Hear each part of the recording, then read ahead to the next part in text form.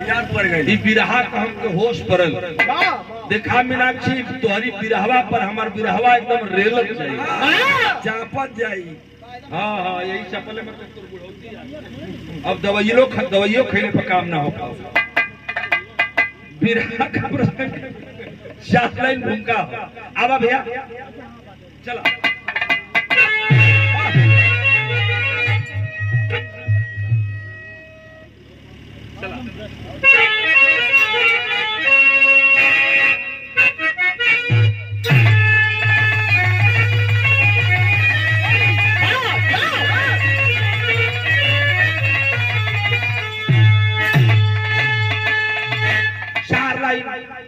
बिरहा की भूमिका है।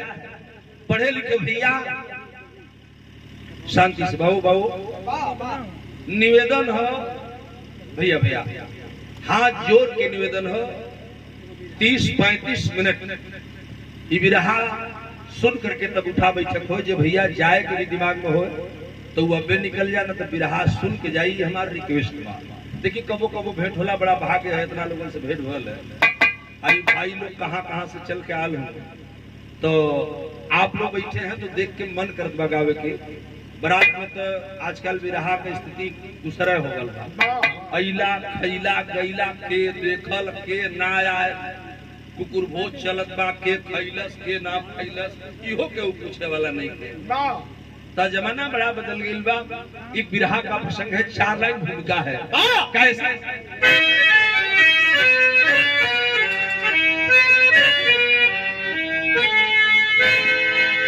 भैया हो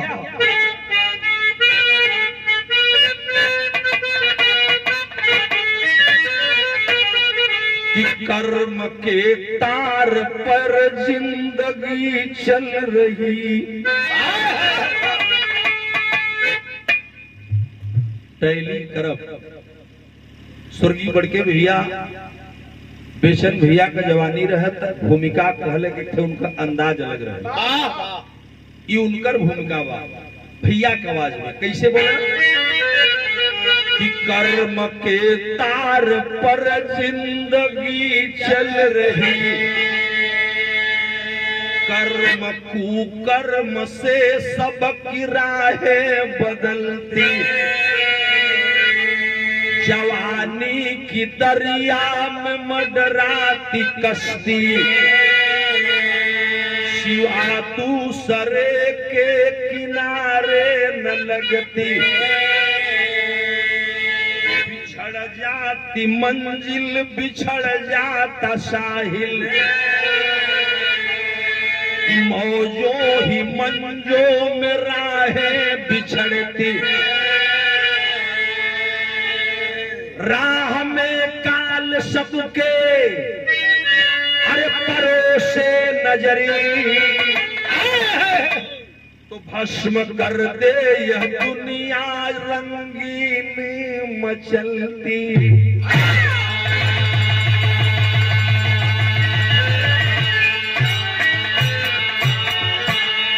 बाबूजी गौर करेंगे यही से बिरहा की कहानी की शुरुआत होती है। मेरे बाबूजी भूमिका लेकर के बिरहा की स्टोरी शुरू हो गई।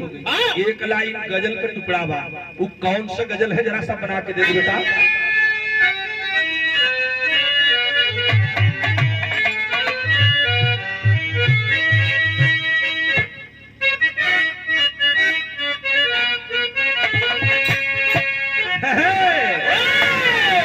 अभी हम ना कहब मीनाक्षी ए हरिंदर बाबू तोहर लोन खातिर एक परिभाषा है क्या चुपचाप में मत जा। मीनाक्षी एगो बात कर तुमको बुझक चाहिए कि आंखों में आंखें डाल करी।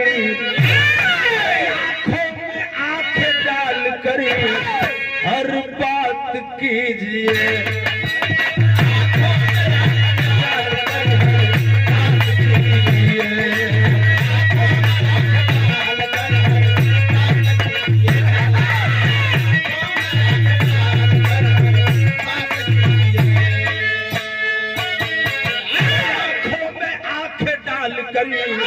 हर बात कीजिए ऐसे ही मोहब्बत की। अरे ऐसे ही मोहब्बत की अरे शुरुआत कीजिए, ऐसे ही मोहब्बत की शुरुआत कीजिए।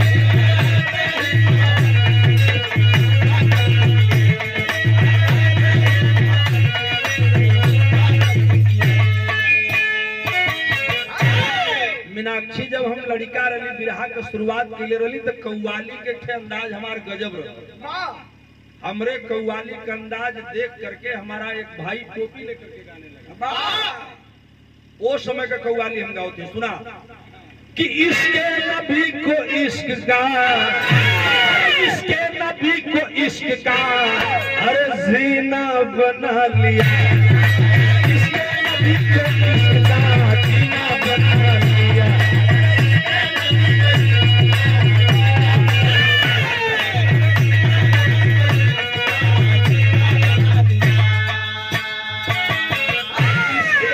को इश्क का जीना बना लिया, सब्र रजा को अपना करीना बना लिया। इसके नबी को इश्क का जीना बना लिया, सब्र रजा को अपना करीना बना लिया। भक्के वादे शौक का मीना बना लिया। लेकिन अरे आशिक ने अपने दिल में, अरे आशिक ने अपने दिल में अरे मदीना बना लिया, मदीना बना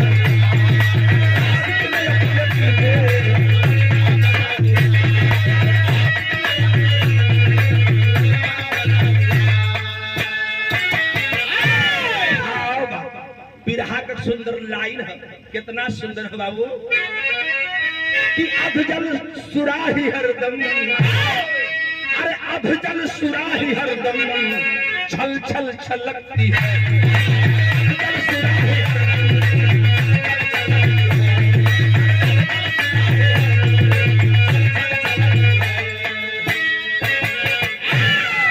अधजल सुराही हरदम छल छल छलकती है। भंवरी भंवरू में फंस के, ये बाबू भंवरी भंवरू में फंस के अरे राहें भटकती है, भंवरी भंवरू में फंस के राहें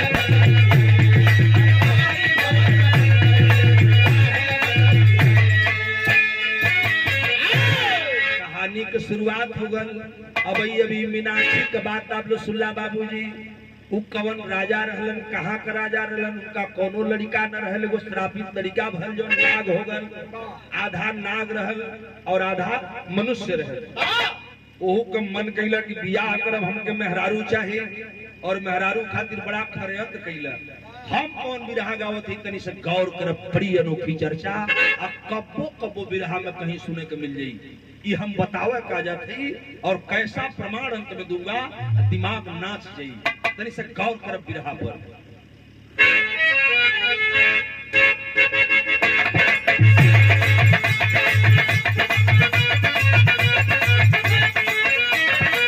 ललारे लार लला लार लार लर लार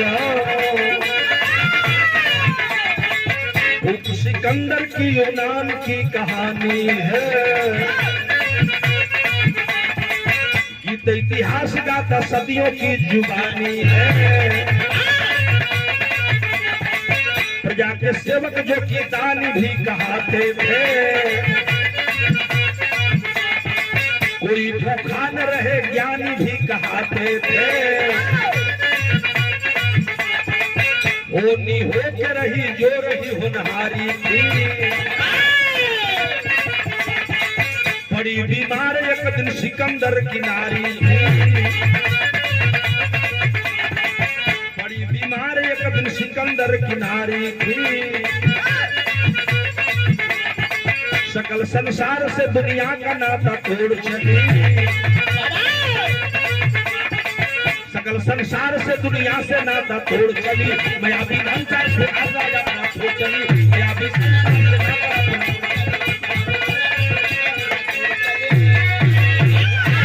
बाबूजी सिकंदर का नाम आप सभी लोगों ने सुना है मेरे बाबूजी। यूनान का रहने वाला सम्राट सिकंदर विश्व विजयी हुआ, और मैं उसी सिकंदर की बात कर रहा हूं जिसको इतिहास ने विश्व विजयी कहा।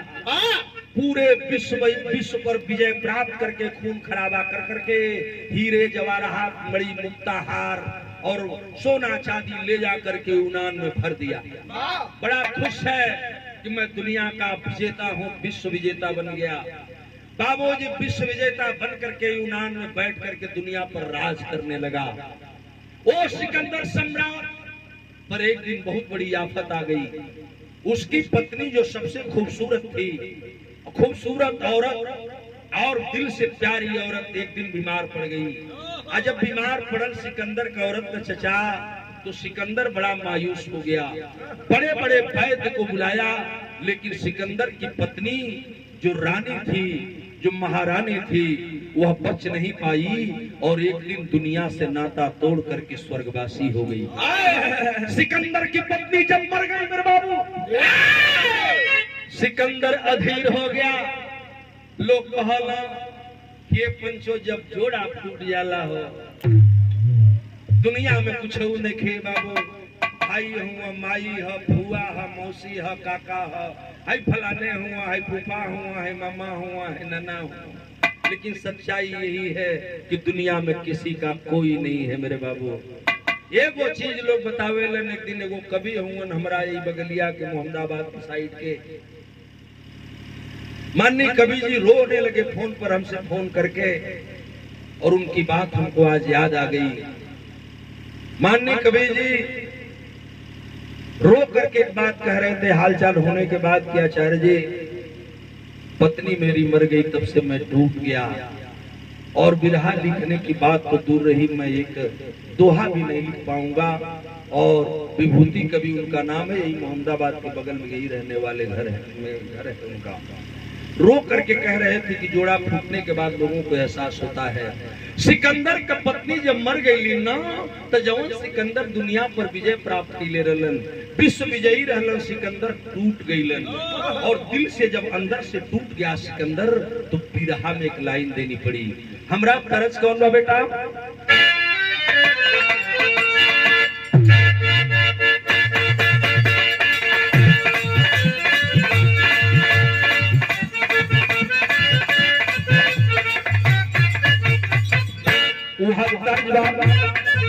अरे खा गयू लंगड़ाया मदाम कहिया से पूछी रही।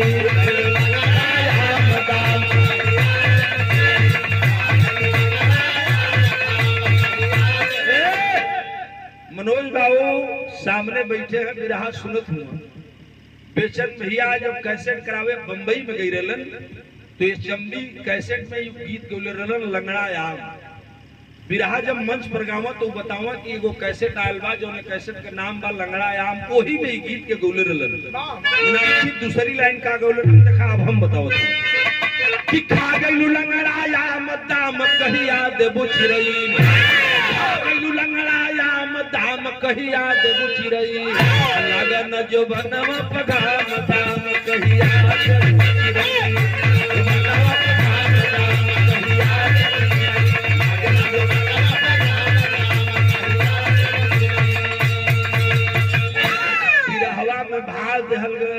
ये बाबू भैला पंच भैला सिकंदर यधीर नीर यकिया से बरसे।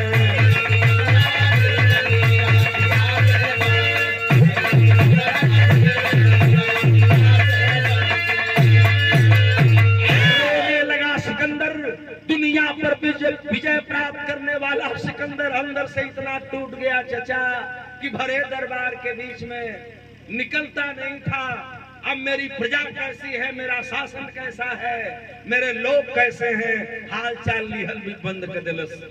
कुछ दरबारी जुट गए, मंत्री लोग जुटलन, सिकंदर को समझाने लगे आप राजा हो और राजा का कर्तव्य होता है कि प्रजा का ख्याल करे। राजन ऐसे आप रहेंगे तो आप टूट जाएंगे, कमजोर हो जाएंगे और एक दिन आप भी मर जाएंगे। प्रजा अनाथ हो जाएगी। मन को बहलाने के लिए कुछ काम करिए। 2-4-6 महीना जब बीत गई न चचा, एक दिन सिकंदर के साथ का हमरा ही लोग साथे में लेलन आ लेके कहलन कि मल बहलावे बदे चला चले के जंगल में शिकार खेले। अब सिकंदर मान गईलन और शिकार खेले बदे जब जंगल में तैयारी कैलन हो तब भइल का बिरहा तनी हाई दे कि एक दिन राजा चला खेलन शिकारिया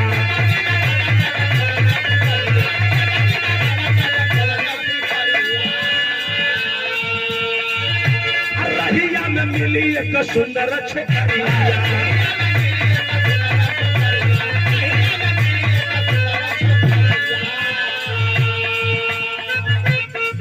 बाबू घूम फिर राजा सिकंदर शिकार खेलने के लिए चले ही थे, साथ में संग के साथी थे। जंगल में घनघोर जंगल बीचों बीच रास्ता घोड़ा की सवारी करके लोग जा रहे थे। ये चचा कुछ दूर घोड़वा गईलन न तो अकेले अकेले बिछड़ के दूसर रास्ता धर लेलन। सिकंदर महाराज का घोड़ा आगे पहुंच गया। अब बीच जंगल में जब घनघोर जंगल में गई तो एगो पिपरे का पेड़ रहल, वही पिपरा के पेड़वा के सोरिया पर एगो लड़की बैठा रहल। जाके घोड़वा ओहिजर रुक गल। आज जब घोड़ा रुक गई तो राजा सिकंदर थोड़ी देर विचार तो करने लगा। बड़ी सुंदर सुकुमारी नौजवान लड़की और घनघोर जंगल में पीपल के पेड़ के नीचे ये कन्या कौन है? घोड़ा जब रुक गया 2-3 दिन जब मुड़ी झाट गलस घोड़ा तो सिकंदर घोड़वा से कूद गईलन। आये चाचा वही लड़किया के लगल घोरियावा भइल का पुनः वही लाइन कि एक दिन राजा चला खेलन शिकारिया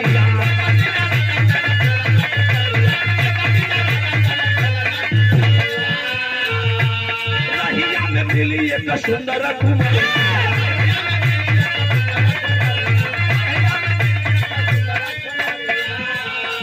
भैया बार बार देखा घूम फिर नीर अखिया से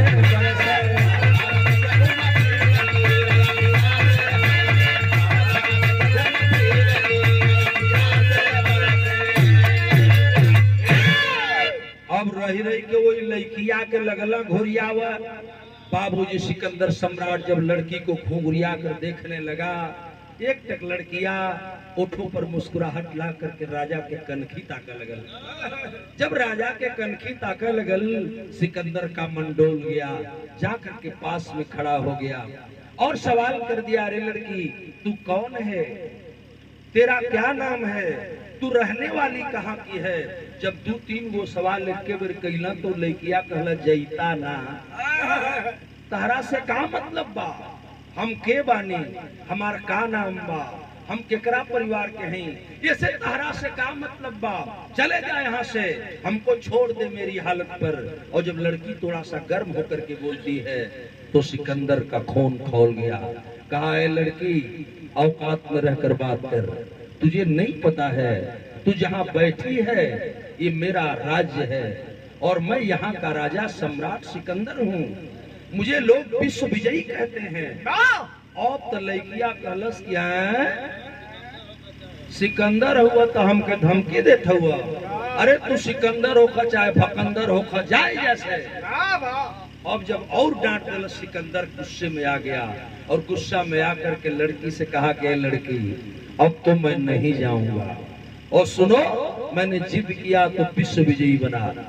और सुन लो एक बात, तू जहां की रहने वाली हो उससे मुझे मतलब नहीं है, लेकिन तू मेरे आंखों में बस गई हो। अब तो सिकंदर का मती पागल हो गई।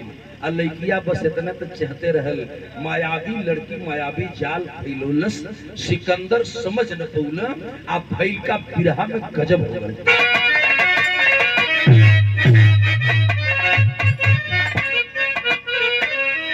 अरे ठगनिया बनी के बैठी दुल्ही, ठगनिया बनी के बैठी दुल्ही, मनवा मयूर नाच मोहले मोहनिया, मनवा मयूर नाच मोहले मोहनिया, ठगनिया बन के बैठी दुल्ही। बाबूजी गजब भई। उस समय राजा सिकंदर देखे लगल लड़की के देख करके कैलन का बिरहा में तर्ज बदल गया।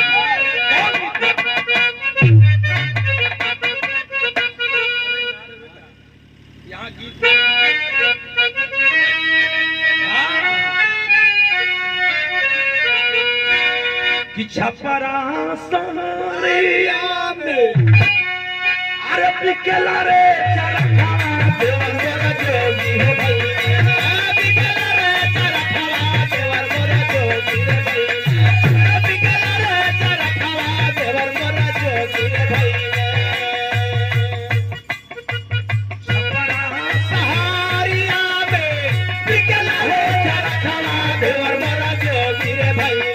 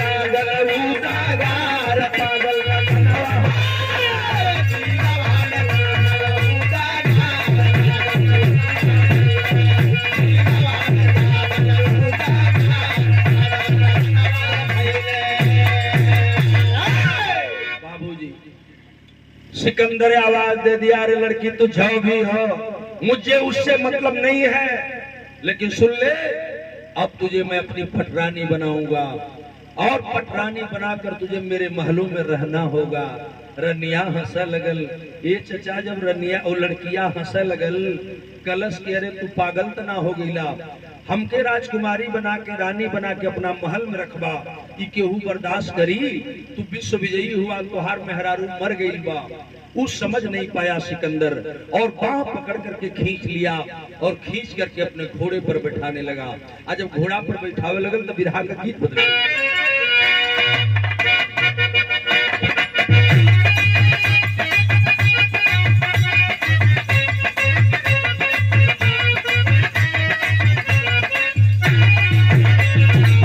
कौन गीत बा?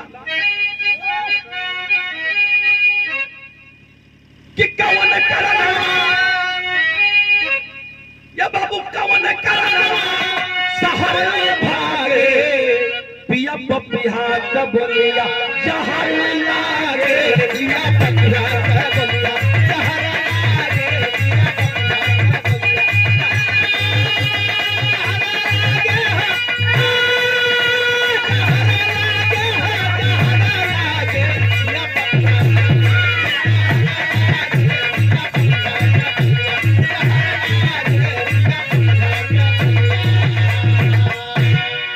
₹100 का पुरस्कार आया है हमारे छोटे भाई बात कलन है।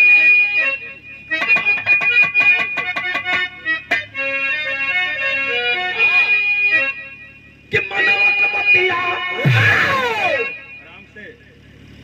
कि मनवा कबतिया अरे बताए राजा वही कन्या को दुल्हन बनाए राजा वही कन्या को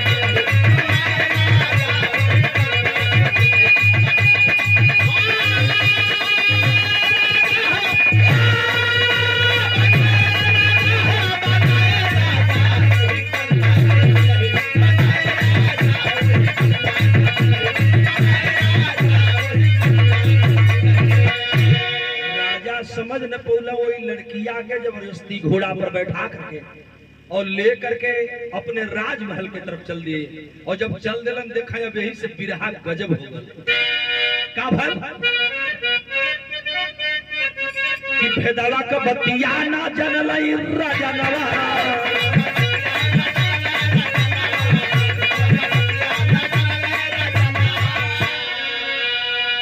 भेदवा का बतिया ना जनलई राजनवा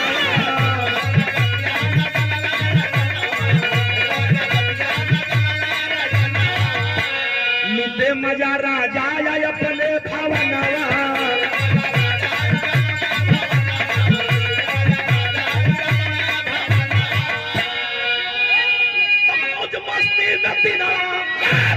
मौज मस्ती में दिनारा पिताए राजा वही बनाए राजा वही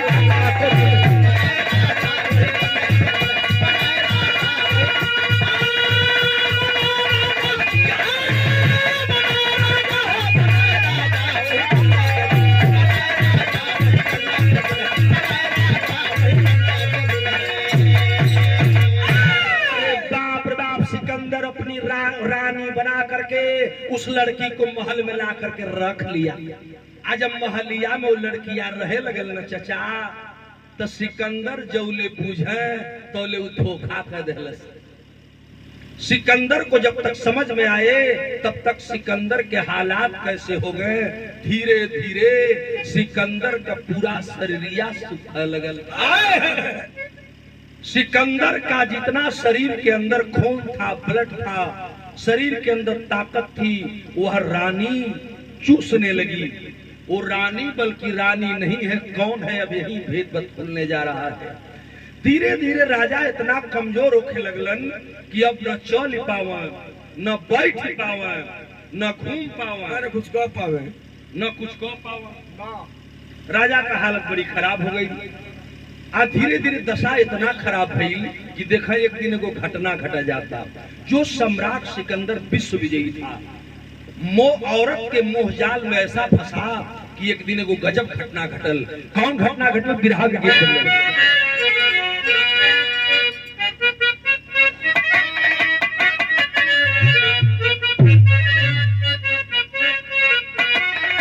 किया जाए कदसिया बिहार दुई दसिया तेरसिया के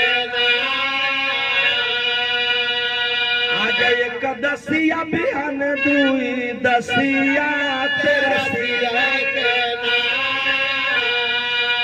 हुई है सखी का गवनावा तेरसिया के।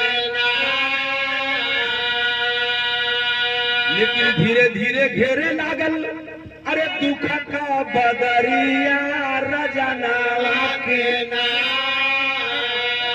सुख भीतर शरीरिया रजनावा के। ये चाचा काम न दवाई करे कोनो कारीगरिया रजनावा के। सम्राट सिकंदर धीरे धीरे इतना कमजोर हो गया मेरे बाबूजी, इतना कमजोर हो गया कि शक्ति काम नहीं करती है। राजा दवा करना शुरू कर दिया और जब दवाई करे शुरू कैलन राजा तो कौनो दवाई करे राजा के कौनो दवाइया काम न करे, अपना बेचैन हो गईलन। उस समय मंत्री जब देखे तो कहलन कि हमरे राजा सिकंदर के हो का गल बा, बड़ा बेचैन हो गए।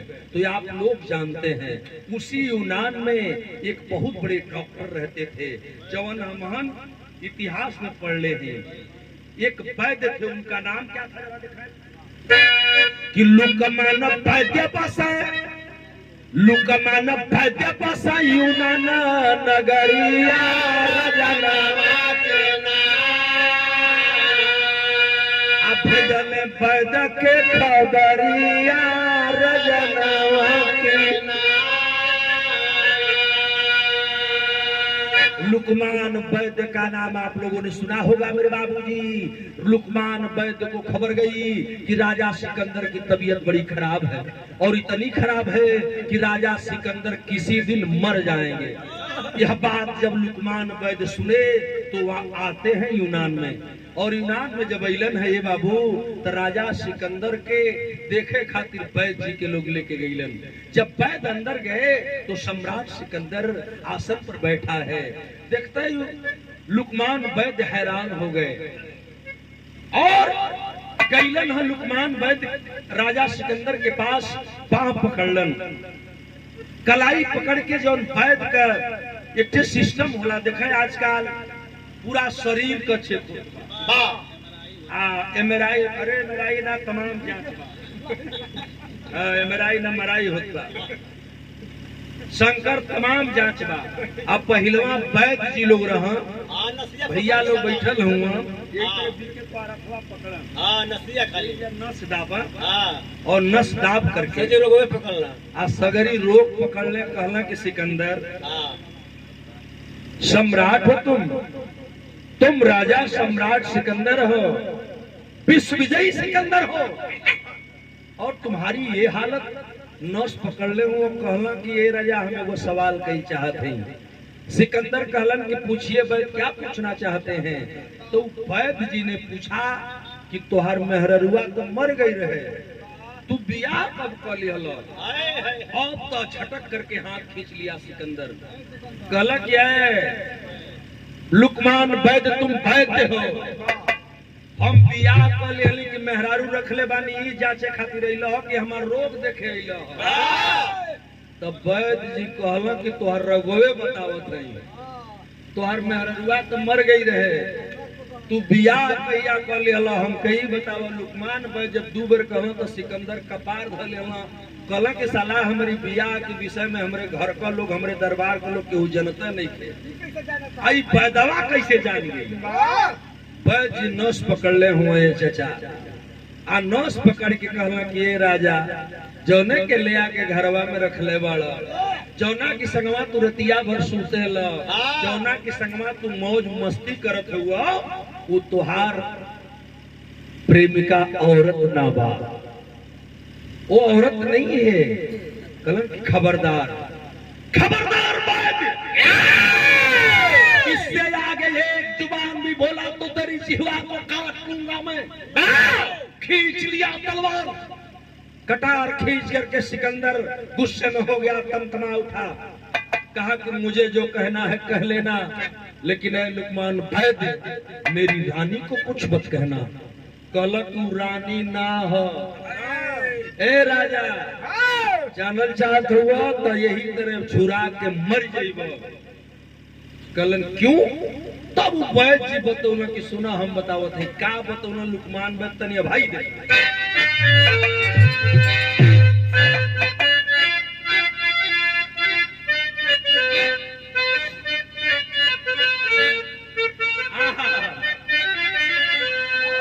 कि वैद्य बतावा राजा से कहानियां सुन लाई। राजा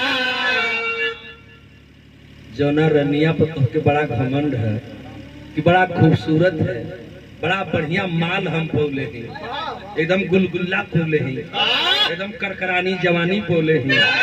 हे राजा ई रनिया रानी ना हो, ई देखते में पातर बिया, बड़ी सुघर बिया, तहरा के सुघर लागत ये तो सुनो अब हमारे माने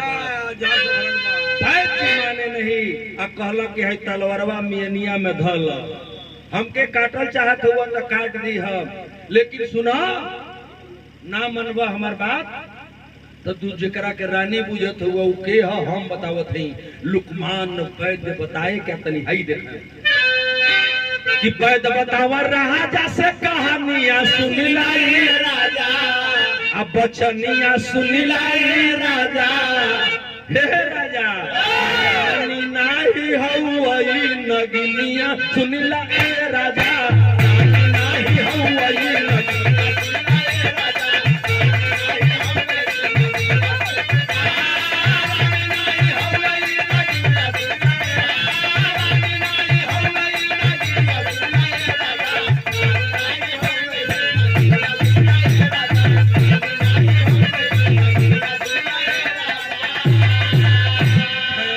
जिसको तुम रानी समझ रहे हो ना, वो रानी नहीं है। तुम्हारी औरत जिसको तू प्रेमिका बना के लाया है, ये 5000 वर्ष पुरानी इच्छाधारी नागन है। और सुनो, तुम विश्व विजयी हो, दुनिया के लोग जानते हैं, तो ये भी तुझे जानती थी और तुझे मिटाने के लिए आई है। और तो ये चचा बिरहा सुनने वाले हमारे पंच गोसाई भैया लोग गौर करी, हम लोग तनी 5 मिनट। सिकंदर नाम मल्लन ने चचा कटार खींच लेलन दोबारा। कल लुकमान वैद्य होश में आ जाओ। मुझे जो कहना है पुनः कह लो, मेरी रानी को कुछ मत कहना। मेरी रानी नागन है ये तुम कैसे कह सकते हो? दोबारा अगर मेरी पत्नी को नागन कह दिया तो मैं तेरी गर्दन काट दूंगा। कहला कि हमके कटिया तो ठीक बा, लेकिन पहले अपना के जिए के उपाय कर। लुकमान वैद बतौला कि पहले अपने जिए के उपाय कर तब न कटबो। कल तो सिद्ध करना होगा। तो लुकमान वैद बतौला कि सुना हम बतावत नहीं कैसे उ नागिन बा। का बतौला लुकमान कि इसका वाला राजा तोहरे चढ़ल बा जुनून हो, आ धीरे धीरे पी जाई देहिया के खून हो। अरे नारी नहीं बात ये नागिनिया सुनिला ये राजा, आ बचनिया सुनिला ये राजा, धीरे धीरे ले ले जी।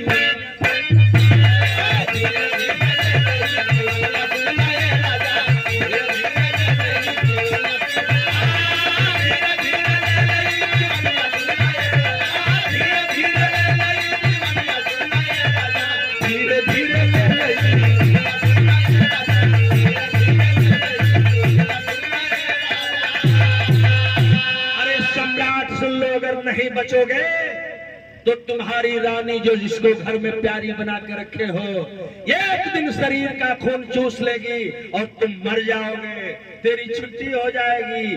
अभी समय है, बच लो। राजा सम्राट सिकंदर कटार खींचा ही था, तांग लिया तलवार चलाने के लिए। मंत्री दौड़ पड़ा, कहा मंत्री जी वैद्य की गर्दन को मत काटिए, वैद्य जो कह रहे हैं उसकी परीक्षा ले लीजिए। कल ओ हो ये बात सही है, कलश किसको जेल में डाल दो। लुकमान वैद्य को सिकंदर जेल में डलवा दिया और बंद करवा दिया। कहा कि ऐ लुकमान तुझे सिद्ध करना होगा कि मेरी रानी नागन है। अगर नहीं सिद्ध किए कि नागन है तो मैं तेरी बोटी बोटी काटूंगा। बड़का वैद्य बन के घूमत हुआ तो ऐसा दवाई दे कि नटैया आज की बात फिर ना भैया हो। बिरहा का बात जरा दिखाए, गजब लाइन निकल गई। कलम की परीक्षा कैसे ले आई तो लुकमान वैद्य जेल में से कहा कि राजा अगर हमार बात मानत हुआ तो एगो काम कर लो, तुझे सिद्ध हो जाएगा कि तेरी पत्नी नागन है। कल कौन काम करना होगा? तो बाबू आल्हा लगता नहीं हो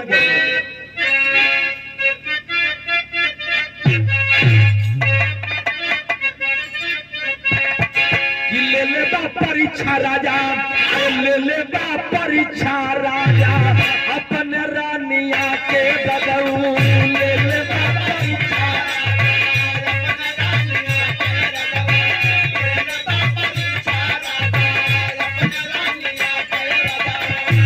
हाँ पूरा हो महालिया का पानी दो दिया।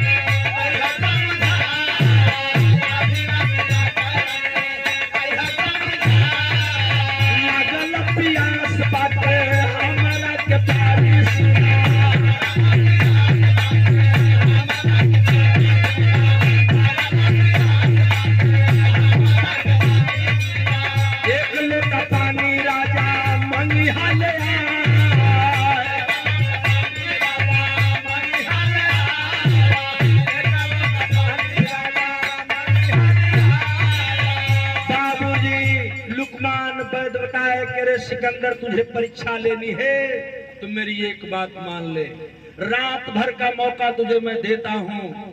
अपनी रानी के पास जाके सो जाओ और पूरे महल में बाल्टी लोटा गगरा पतुला पतुली जितना बा सबको पानी गिरा दी है। कोनो बर्तन में एको ठोप पानी ना रहे चाहिए। और पूरे राज्य में जहाँ तालाब हैं पोखरे हैं वहां लाइट जलवा करके पियादों का पहरा लगवा दीजिए। यानी कहीं पोखरा खाली नहीं होना चाहिए, हर जगह पहरेदार लगवा दीजिए और रानी के पास सो जाइए। रात को जब आधी रात होगा तो सम्राट राजा मेरी एक बात सुन लो कान खोल करके, रानी के पास सो जाना तुम, लेकिन जब रात का 12 बजे तो रनिया से कहिया कि ये रानी हमके बड़ी प्यास लागल बा, तनी एक लोटा पानी ना पिया दे तू। वह रानी जब पानी पिलाने की बात सुनेगी तो बेचैन हो जाएगी और तुमको पानी पिलाने के लिए पानी खोजने लगेगी। और जब पानी खोजने लगेगी तब तुम ध्यान देना कि तेरी पत्नी नागन है कि नहीं है। वैद जी बतौना ये बात तो कल के है, सुना लुकमान वैद, हम तो जाता नहीं रानी के हैं, लेकिन अगर ये बतिया ना सही हुई तब बिहने आई तब ले नटई काटत रहली हम, बिहने गोड़वा की ओर से काटे शुरू करब, एको पुट्टी एकेगो क दे, कलन की जा जियत रही है तो कटी है। बाबूजी रात को लुकमान वैद की बात मान करके सिकंदर गईलन रानी के यहाँ, और जब रानी के पास सो गया, आधी रात भई, पूरा घर का हर बर्तन का एक एक ठोप पानी राजा गिरवा दिए थे, कोना और पोखरा पर पहरा लगवा दिलन। पहरा लगवा करके जब आधी रात भई तो उहे कैलन जौन वैद जी बतौले रहलन। का कहिए भाई कि आधी रतिया का पानी मांगे रानी से,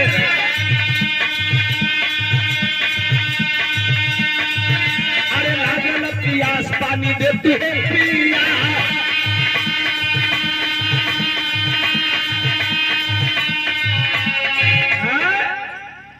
रानी हमें बड़ी तेज प्यास लगी है, बगल में नागन रूपी रानी सोई हुई है। राजा सिकंदर कलन की रानी हमें पानी पिलाओ नहीं तो मेरा प्राण निकल जाएगा, हमें बड़ी तेज प्यास लगी है रानी। अब पानी जब मंगलन हाँ तो नगिनिया वैसे जिया पर सुत रहल और राजा आंख मूद के ओजा ढोंग कैला सुतले के, रानी से बगल में करवट हो गईलन। अब वो पानी पियावे खातिर राजा के पानी चाहिए, वही सेज पर सुतल बा, और राजा सिकंदर के नींद कहाँ आवे, वही जैसे देखा कि बैदवा जो बतौले है वो सही है कि झूठ है। ये चचा, हाँ महाराज मैं अभी पानी आपको पिलाती हूँ। एक हाथ सेज पर से नीचे रखलस और जमीन पर फर्श पर हाथ रखती है वो नागन रूपी रानी, और धीरे धीरे जब हाथ जमीन पर रखती है तो सम्राट सिकंदर गौर करे लगलन, वो हथवा बढ़े लगल और हाथ बढ़ने लगा और इतना तेज बढ़ने लगा कि पूरे महल में नाग बन करके नागिन के रूप में वो हाथ घुरिया के घुमावे लगल। आज पूरा महल में नागिन रूपी हाथ वह घूमने लगा कि कहीं से पानी मिले तो मैं राजा को पिला दूं, सेज से उठी नहीं है। आज जब हथवा रूपी नाग के रूप में घुमावे लगल तो राजा देख के गनगन गनगन कांपा लगलन। भइल का नतीजा कि पूरे महलिया में पानी नहीं पवाली, भैया पूरे महलिया में पानी नहीं पवाली, तो खिड़की के बाहर हाथ दे लिया बढ़ा, अरे खिड़की से बाहर हाथ दे हली बढ़ा, अरे चारू ओर पनिया खोजब दबाते रनिया, अरे देख करके राजा यहर गई ना खबर, अरे कहूँ जब पानी नहीं पा गई रनिया, अरे लिहाली समुद्र से एक लेपिया का,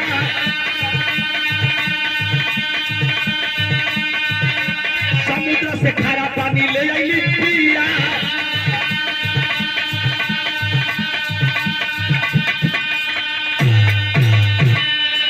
धीरे धीरे पूरे महल में रानी पानी खोज गई मेरे बाबूजी। जब कहीं पानी नहीं मिला तो खिड़की के रास्ते वह नागन के रूप में बाहर निकल गई। सेज पर औरत के रूप में सोई है। सिकंदर देख रहे हैं कि मेरी पत्नी मेरे पास सोई है, लेकिन पूरे महल में एक नाग घूम रहा है। आउ हथवा बढ़ा के सेजिए पर से खोजत बा, पानी न मिलल तो जब बहरा निकल कि कोनो इनार से पोखरा से पानी ले आके राजा के पियाई। जिधर जाती थी पहरे लगे थे और पहरेदारों को देख करके वह नागन वापस हो जाती थी। नगिनिया पीछे हट जा, आ जहाँ गई पानी ना पौलस हैरान हो गई। राजा फिर बात बना के बोलन कि रानी पनिया ना पिएबू, पनिया ना पिएबू तो हम मर जाए। जब सिकंदर फिर कहलन तो कही कि अभी मैं पानी पिलाती हूँ। मजबूर हो गई और वह नागन बाबूजी समुद्र की तरफ चलती है और सीधे समुद्र में बढ़ा करके हाथ को, और वह नागन एक लोटिया पानी उठाती है समुद्र से और सेज पर सोई सोई धीरे धीरे लोटिया का पानी महल में लाती है और ला करके सिकंदर के सामने उठ के बैठ गई। कल महाराज पानी ले लीजिए। सिकंदर के अब पानी घोटाता। अरे बाप रे बाप, हल हल हल हल कापत हो, लोटिया धरता जैसे हाई हिलता। शंकर ऊपर लोटिया हिलतिया, उनका हथवा हिलता, पकड़ा ताना। कहला कि दादा हो दादा पैदावा बता दिल सही नागिन बा, जान ना बाची। हे भगवान होखे बिहान, हे भगवान होखा बिहान। सम्राट सिकंदर गनगन गनगन कांपने लगे। लोटिया का पानी पकड़लन पंचो, आप पियलन तो जरूर, लेकिन वह समुद्र का खारा पानी पहचान गए राजा। ये तो खारा पानी है, समुद्र से मंगाई है रानी। छल कर दिया। हो बिहान बिहान तो भई। उठ करके भागा सिकंदर, दौड़ करके गया लुकमान वैद्य को जेल में से निकाला। पैरिया छान लेलन, कलन की महाराज हमार जनवा बचा ल महाराज, सही में हमार मेहरुआ मेहरारू नहीं खे, इतना नागिन बा हमार जान ले ले। हे महाराज कोनो उपाय बताओ, अब इससे गला कैसे बची। लुकमान वैद्य बाहर आए, आसन पर बैठाया गया। कलन राजा समझ गए, मान गए कि तेरी पत्नी नागिन है। कलन की हाँ सरकार, कलन वो इच्छाधारी नागिन है। 5,000 वर्ष पुरानी इच्छाधारी नागन है। इसी पर बाबूजी आप देखे होंगे फिल्म वालों ने कई फिल्म बनाया, जो नागिन के नाम से बनाया, इच्छाधारी नागिन के नाम से बनाया, नाग नागिन के नाम से बनाया। तमाम फिल्में बने हैं जिसमें इच्छाधारी नागिन का रूप दिखाया गया है। मैं एक सच्ची घटना बता रहा हूँ। अब क्या हुआ जरा सा गौर करेंगे। विरहा में रणवीर के दिमाग में समझ आ गई है। राजा के जब समझ आई कि तो सचमुच में रानी ना नागिन बा, जान कैसे बची। लुकमान वैद्य के सामने हाथ जोड़ के पड़ गई। तो कहलन लुकमान वैद्य के राजा एगो अब काम करबा तो तुहर जान बाची। कलन कैसे जान बाची। कलन तैयार कर अपनी रानी के चले के नौका विहार करे। तब मीनाक्षी बतौली अपने बिरहा में कि कहीं कौने नदी में जाके नहैलस तो मरद हो गई। अब तनी हमारी बिरहा के गौर करिहा लोग। इतिहास के पन्ने से सच्ची घटना बता रहा हूँ, और वो सच्ची घटना क्या है अब गौर करब। नौका विहार करे खातिर राजा बतौलन वैद्य, राजा से बतौलन लुकमान वैद्य कि तू अपनी रानी के तैयार करो, चले के हिंद महासागर में नौका विहार करे। और हिंद महासागर में नौका विहार करने चलना, तेरी रानी चलेगी, तुम चलना, और तुम दोनों के साथ मैं भी रहूंगा। रजवा कलश की सलाह कुल तो ठीक है बा, अबले हमारे मेहरारू के केहू देखले ना रहल। ई बदवा लड़ाइल बा, ई ससुराल देखल चाहता मेहरारू के। ए लिए अभी जाई संगे। कलन की का करी। हे भगवान, जाओ चाहे कुफर पड़ो, जान तो बची। कलन की जानवा बच न जाई, कलन एकदम बच जाई। चलो चले के न हिंद महासागर के किनारे और लेकर के जब वहां चलिएगा तब मैं उपाय बताऊंगा। दूसरा दिन राजा सिकंदर, उनका पत्नी नागिन और लुकमान वैद्य तीनों लोग तैयार हुए, हिंद महासागर में आए। किनारे जब अलन तो वो नैया वाले के बुलौलन, और नैया वाले के बुला के अब कहला कि ये सम्राट अब का वैद्य अब का करे के पड़ी। तब कहला कि सिकंदर रानी के साथ नैया पर बैठ जाओ, और बीच धारा में जब नैया जाएगी तो अपने हाथ की मुद्रिका जो तुम पहने हो, ये हीरे की मुद्रिका को तुम समुद्र में गिरा देना, और गिरा के नैया पर लगी छटपटाए कि अंगूठिया में हमारा प्राण बसेला।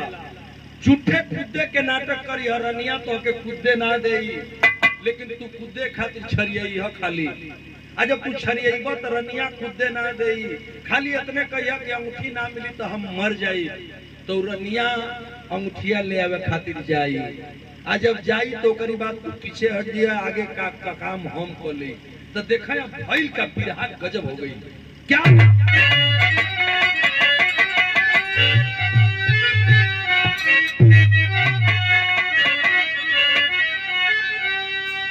कि भैया पीछे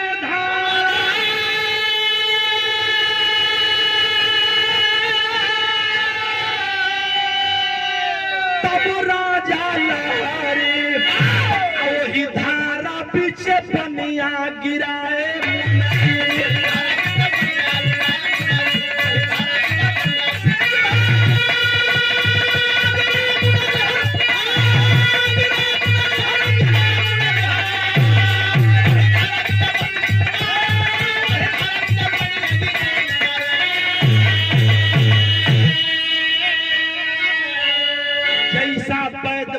थे उसी तरीका से जब बीच समुद्र में गए राजा तो अपन मुनरी हाथ का अंगूठी पानी में गिरा दिलन, और जब पानी में गिरा दिलन तो लगना खुदा हरे बाप रे बाप हमार मुद्रिका गिर गई, ये मुनरी ना मिली, अंगूठी ना मिली तो हमारा प्राण निकल जाई। लगला जब छरियाए पानी में कूदे के तैयारी कैला तब उरनिया कहले बा का कलस कि राजा बोले मुनरी पीछे बसा जिंदगानी, अब मुनरी ले आओ खुद पनिया में रानी।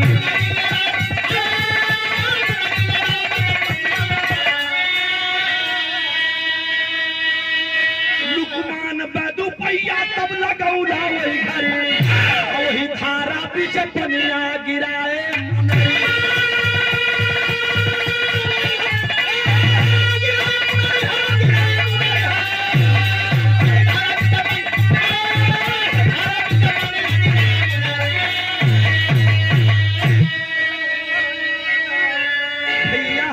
राजा को मना करने लगी, राजा ने आप नहीं जाओगे, मैं जिंदा हूं, मैं पत्नी हूं तुम्हारी, तो मैं किस काम को आऊंगी, अभी रुकिए। एक चचा उरनिया तुरंत वही पानी में कूद गई, और कूद करके जब पनिया में गई तो औरत रहल ना, जो ही पानी में गई तो नागिन बन गई, और नागिन बन करके धीरे धीरे समुद्र तल पर चली गई। धरातल पर जब जाती है तो मुद्रिका जहाँ गिरी है मुद्रिका को उठा लेती है, अब मुनरिया उठा करके और हथवा के ऊपर कह लेलस।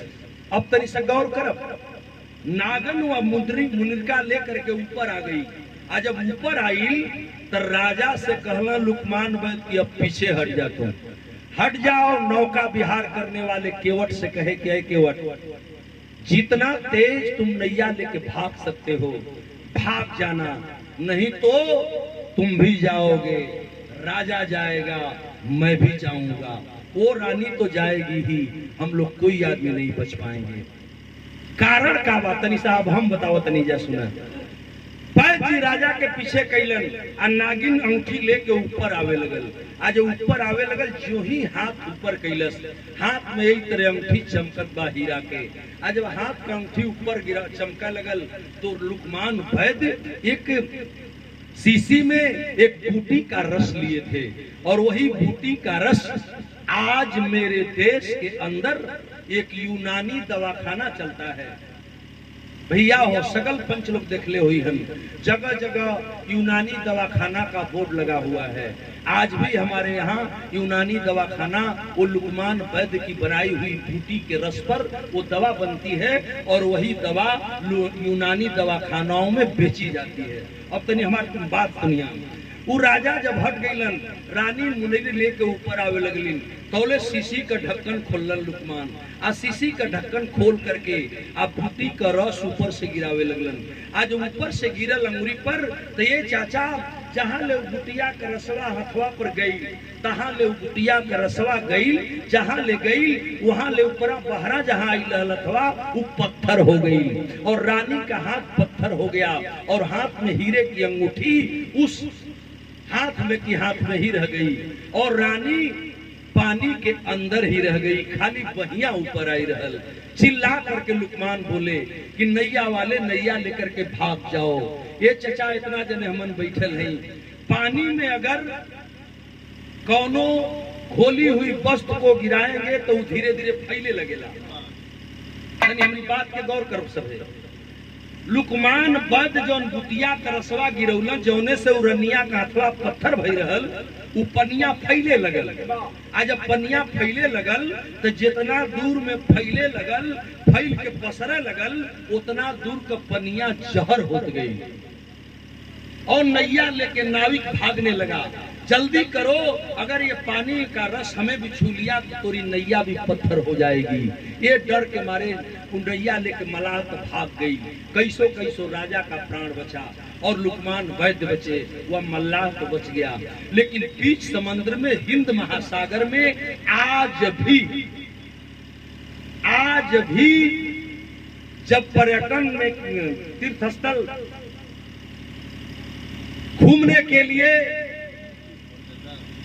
पर्यटक जब घूमने के लिए जाते हैं तो हिंद महासागर में समुद्र के किनारे से देखते हैं तो आज भी एक समय ऐसा निर्धारित है कि जब सूर्य की किरण उस अंगूठी पर पड़ती है बाबू, तो पूरे किनारे से लेकर के चारों तरफ एक ऐसी रोशनी निकलती है जिस रोशनी को देख करके लोग आश्चर्यचकित हो जाते हैं। और वो पत्थर का हाथ रानी का आज भी पड़ा हुआ है। और लोग बताओ ना कि आज भी अगर पर्यटक भूल से नैया लेकर के उधर जाते हैं तो बहुत दूर से देखते हैं, नहीं तो कहीं उस एरिया में पहुंच जाएंगे तो उनके लिए भी जान का खतरा बना हुआ है। यह आज भी निशानी लुकमान वैद्य की दवा का है। बिरहा के आखिर में हम बतावा जाते हैं क्या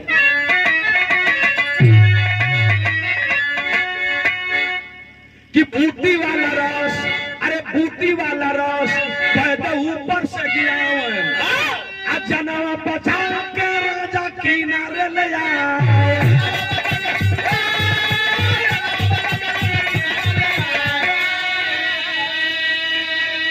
पत्थर भइली रानी बिस्तर पानी सगरे, वही धारा बिच पनिया गिराए।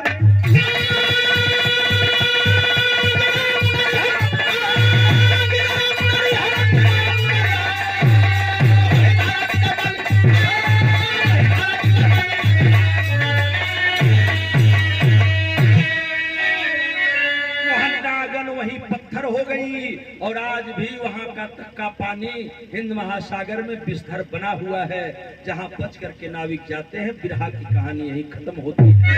आज भी दर्शनार्थी जाकर के दर्शन करते हैं। आखिरी लाइन में गुरु घराना का परिचय देंगे। गुरु मोहम्मद राम सेवक सिंह सीओ बदन हरिद्वार, कभी गया लाल जगलू यादव जगधारी बिहल,